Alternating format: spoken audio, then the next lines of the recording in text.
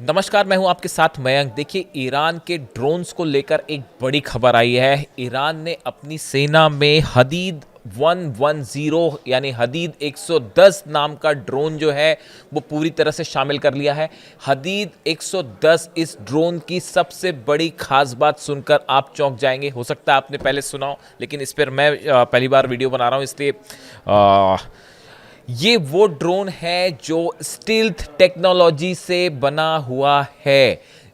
Iran का पहला drone जिसमें स्टेल्थ टेक्नोलॉजी होगी। आज से ठीक 2 दिन पहले मैंने वीडियो बनाया कि ईरान B2 बॉम्बर बना रहा है, B2 बॉम्बर की तरह अपना जेट बनाना चाह रहा है। आपने खूब लाइक्स दिए उस वीडियो पे, खूब सारे व्यूज़ आए हैं।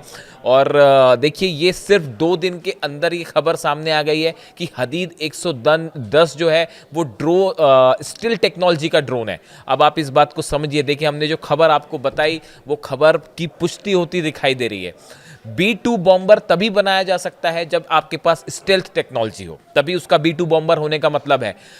अब ईरान अपने ड्रोन में इस बात का कंफर्मेशन आ गया है कि ईरान का हदीद 110 हदीद 110 जो ड्रोन है इसमें स्टिल्थ टेक्नोलॉजी है। यानी ईरान अपने ड्रोन्स को लेके स्टिल्थ टेक्नोलॉजी हासिल कर चुका है, स्टिल्थ टेक्निक हासिल कर चुका है। इस ड्रोन की सबसे बड़ी खास बात, अगर हम सरल शब्दों में बात करें कि स्टिल्थ टेक्नोलॉजी क्या होती है और कैसे काम करता है, और इस ड्रोन की हम अगर बात करें, इस ड्रोन की सबसे बड़ी खास बात यह है कि ये रडार्स को चकमा दे सकता है। देखिए, शाहिद 136 ये ईरान का वो ड्रोन है जिसकी सबसे ज़्यादा चर्चा है। रूस ने इसका इस्तेमाल यूक्रेन में किया, ज़बरदस्त तरीके से सफलता हासिल की।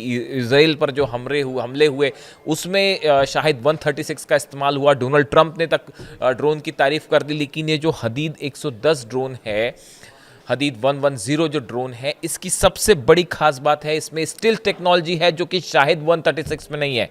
यानी कुछ लिहाज से इसे शाहिद 136 से भी ज़्यादा एग्रेसिव और एडवांस टेक्नोलॉजी का ड्रोन माना जा सकता है।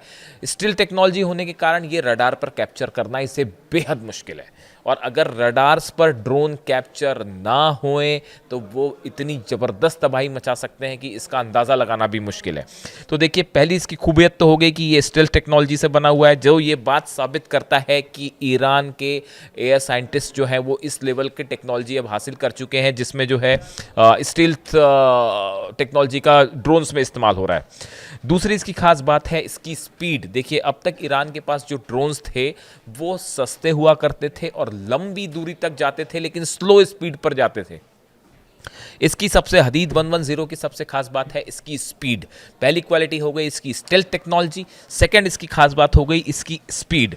देखिए, जो न्यूज़ खबरों में कहा गया इसके बारे में, जो अलग अलग पोर्टल्स पे खबरें छपी हैं हदीद 110 के बारे में, उसमें ये बताया गया कि relying on its jet engine the Hadid 110 significantly reduces the time needed to reach its target. अपने निशाने तक पहुंचने पर, जहां टारगेट सेट किया गया वहां तक पहुंचने में बहुत कम समय लगता है। An element that directly limits the enemy's window for the detection, tracking and engagement. इसको ट्रैक करने के लिए जो दुश्मन की सेना है वो उसके लिए ट्रैक करने के लिए उसको बहुत कम समय मिलता है। इसकी बड़ी वजह है इसकी स्पीड और इसकी स्टेल्थ टेक्नोलॉजी। यानी देखिए, अगर इसराइल पर हमले होते हैं तो इसराइल के लिए बहुत मुश्किल है इसको ट्रैक करना इस पे, और आप अगर स्पीड तेज होगी तो आप काउंटर अटैक करना, जो डिफेंस सिस्टम होते हैं, आयरन डोम हो गया या थार्ड या इस तरह के जो दूसरे डिफेंस सिस्टम होते हैं, इनको उसको रोकना बेहद मुश्किल साबित होता है। इसलिए ये खास माना जा रहा है। देखिए, this UAV was employed in the 5-day anti terrorism exercise Shahid 2025। हाल ही में हमने देखा कि ईरान ने कई देशों के साथ मिलकर, जिसमें SCO के देश भी शामिल थे, एक बड़ी एंटी टेरर एक्सरसाइज की थी। उसमें भी इस ड्रोन का इस्तेमाल किया गया और उसके बाद जब सारे टेस्ट सफल हो गए, अब उसे पूरी तरह से फुल फ्लेजेडली ईरान ने अपनी एयरफोर्स में शामिल कर लिया है। ये जो ड्रोन है सबसे पहले पिछले साल ही असल में इसको जो पहला इंट्रोडक्शन इसका किया गया था वो सुप्रीम लीडर अली खामनेई साहब जो हैं उनके सामने सबसे पहले इस ड्रोन को पेश किया गया था, और उसके बाद इसमें धीरे धीरे एडवांसमेंट किए गए। और जब इसकी स्टेल्थ टेक्नोलॉजी, कई सारे क्रॉस टेस्ट हुए, क्या रडार पर ये कैच हो पा रहा है, क्या ये दुश्मन देश जो है वो क्या इसको अपने रडार से पकड़ सकते हैं, या डिफेंस सिस्टम इसको हिट कर पा रहा है या नहीं, ये तमाम टेस्ट से गुजरने के बाद ये पाई गई बात कि ये अब तक के जितने ड्रोन्स हैं ईरान की, उसमें सबसे ज़्यादा फास्ट है। इसकी जो है डिस्टेंस 500 किलोमीटर है। बाकी जो ड्रोन्स हैं वो ज़्यादा डिस्टेंस तक ट्रैवल करते हैं लेकिन स्पीड कम होती है।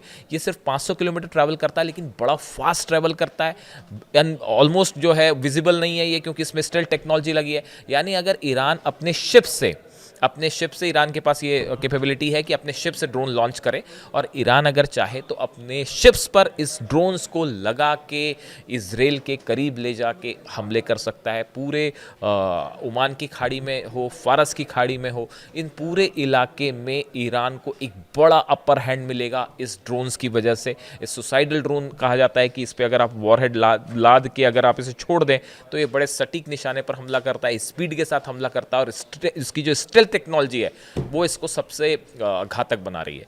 यानी आने वाले दिनों में हम देख सकते हैं कि ईरान की इसकी असल में जो आप अगर जहाँ तक मैं समझ पा रहा हूँ, इसकी जो सबसे खास बात है वैसे इस स्टेल्थ टेक्नोलॉजी, और इस बात पर नज़र रहेगी। आप जब वेपन्स की बात करते हैं तो आप ये समझने की कोशिश करते हैं, उसमें इंपॉर्टेंट चीज़ ये होती है कि अगर कोई भी देश कोई एक नया वेपन बना रहा है, कोई नया ड्रोन बना रहा है या जेट बना रहा है या कोई भी इस तरह की मिसाइल बना रहा है, उसमें जिस टेक्निक का इस्तेमाल किया गया है उसका लेटेस्ट वर्जन क्या है। अगर वो एडवांस्ड है, पिछले वर्जन से बेहतर है, तो वो काफ़ी असरदार होती है। और ये जो स्टेल्थ टेक्नोलॉजी, आप पहली बार ईरान के बारे में बात सुन रहे होंगे कि किसी ड्रोन में या किसी भी वेपन में स्टेल्थ टेक्नोलॉजी लगी हुई है। अब ये बड़े गौर करने वाली बात होगी कि यहाँ से आगे जो है ईरान इसका क्या सफलतापूर्वक अपने बाकी के जेट्स में इस्तेमाल कर पाएगा। जो B2 बॉम्बर की बात हो रही है कि उसको बनाने की कोशिश हो रही है, तो अगर ऐसा है, ये ड्रोन में अगर सक्सेसफुल रहा तो ये जो है बाकी प्लेन्स में भी सक्सेसफुल हो सकता है, और ये ईरान के लिए एक बड़ा गेम चेंजर साबित होगा, बड़ा घातक हथियार ये ईरान के लिए होगा, और इजराइल और अमेरिका के लिए इससे चिंता बढ़ सकती है। इससे जुड़ा जो भी अपडेट होगा आप तक पहुंचाएंगे। वीडियो कैसा लगा ज़रूर बताएं। Thank you so much.